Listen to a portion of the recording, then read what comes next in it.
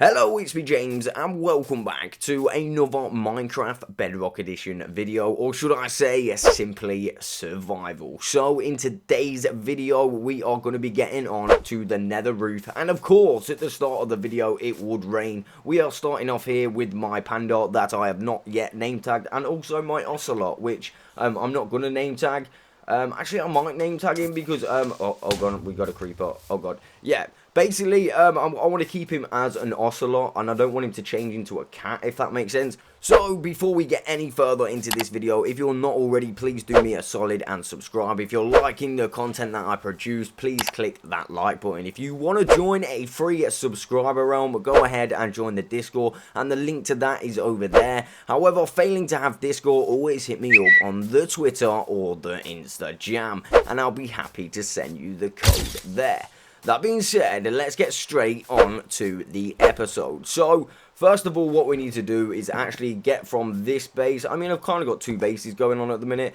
See that lovely parkour? That was lovely. I just jumped on it. Right now, though, we've got to be careful because there's some big bads around. When I say big bads, I mean these pillagers. Pillagers are going crazy. Look, there they are. Can you see them? Let me see. There they are. Crazy. We're not going to get in a fight with those. Oh, no. We're going to go straight back to base. On the way, I'm going to grab myself some snow. So, yeah, I got back to base. Can you see this? There is 3 pillager captains at my base. What is going on? You know what? I'm not having this. I'm going to have to fight them. It's the only rational thing to do right now. Obviously, I'm a pro Minecrafter, so it's not going to be a problem. Yeah. That's not good. Yeah, I'm just going to get all my stuff and then run because, turns out I can't take on all those pillagers on my horse, and I really don't want my horse to die. That would be really bad. So, I tell you what, I'm going to take out these little mobs here, but I don't want to get in fights with ones that have got bows and arrows or crossbows, because as you just obviously saw, they absolutely obliterated me. So, yeah, you know what? I'm not actually happy about that. I'm not happy about how many pillagers are spawning near my base. I mean, what the hell is going on? Why is there so many pillagers? I mean, Silent Whisper should do like a bug thing on this. I believe it is a massive bug. But you know what? We're going to kill this guy just out of straight up revenge. I mean, don't ever fire at my horse, you know what I'm saying? Again, I think I accidentally hit my horse there. I'm sorry, Donald, come back. There we go. So, we're back home, finally back home, and we can actually start preparing to get onto the Nether roof. That is correct. So, if we can actually get Donald in his pen. Thank you, Donald. There we go. So, right now, what we need to do is we actually need to just grab a few items. The items that, literally, the only items that we're going to need to do this is a repeater, a piece of redstone, obviously a bunch of snow, well, top snow, and you can basically, a lot of people ask me, how do you make top snow? Super simple. You just literally craft it in the crafting bench. Other than that, like I said, we're going to need a repeater, a piece of redstone, 1 piece of redstone, and literally a redstone torch, and 3 blocks. And what we're going to be doing is making a clock to charge a piston. So obviously we're going to need a piston as well. I believe I've got a piston about somewhere. But another thing that I'm actually going to do is I'm actually going to throw some armor on, because a few people have been saying to me, dude, can you actually wear some armor in your videos? I mean, like, literally, a few people have been calling out for me to wear my elytra as well, but I'm super lazy and I just haven't repaired them yet. So what I'm going to do is repair them, and the next episode after this one, I will 100% be wearing my elytra. And like I said, not only that, this episode we're wearing armor. Obviously, the armor's there. We're going to be protected. Nothing can take us on with this armor. You know what I'm saying? Again, let me just sort out these tools, and there we go. So, we're pretty much ready. We just need a piston. But, as if by magic, I have got one in this chest right here. So, now we've literally got everything. What we can actually do is go into the Nether. Fingers crossed it's not still night time. So I tell you what we're going to do. We're just going to jump into bed straight away, because, you know, every time I go up there, it is night time. Look at that parkour into my bed. Amazing.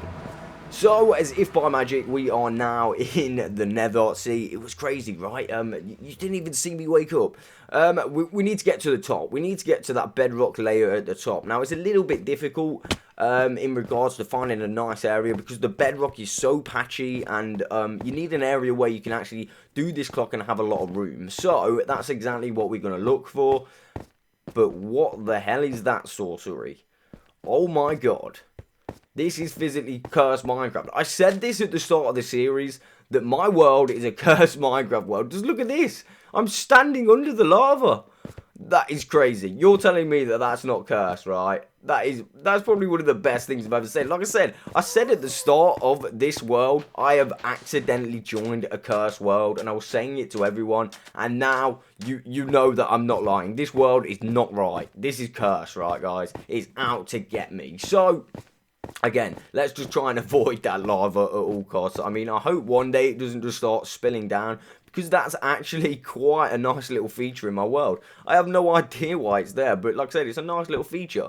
So, we're just going to make a little staircase up to the top. This could actually take some time doing it this way, but I think this is probably going to be the safest way to get up and down, right?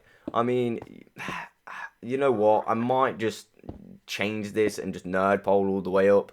I mean, it will save a lot more time, right? I'm just nerd poling up, but end off. Hey, so we're up in the area that we I can't even speak, require. Lol. But like I said to you, the bedrock is completely scattered, and it's really hard to find an area where you're going to be able to set up the clock really easily. So I'm going to try and attempt to do this without making a fool of myself. Fingers crossed we can do that. So basically, the clock is super simple. All it is a piece of redstone on the floor, a block on top of that redstone, and then a block next to the redstone with a repeater on top, and then on that block you're going to want to put a redstone torch with a block on top of that, and then the piston on the end. Again, I've got I did a glitch video not too long ago, and I incorporated this, although I don't know if it is a glitch. I mean, I think it's a glitch in respect of removing the bedrock. That part is definitely a glitch, because obviously you're not supposed to be able to remove bedrock, but the clock itself is not a glitch. It's just a redstone clock, super easy to make. But like I said, when you're up here, it's really hard to try and find the actual area that you can put this clock and actually be able to put your piston on as well, because you need your piston facing upwards. So it's incredibly difficult to find that. And like I said, now, for example, I can't actually move around that much. So you've got to make sure you can set the clock up, move around, and also be near the piston so you can place that top snow on it. Again, it is completely possible. You've just got to find the right location. So here's the clock now. Piece of redstone on the floor, a block on top of that, and as you can see, the one I'm standing on is the one we're going to put the repeater on. So on the side of that one, we're going to actually put a redstone torch.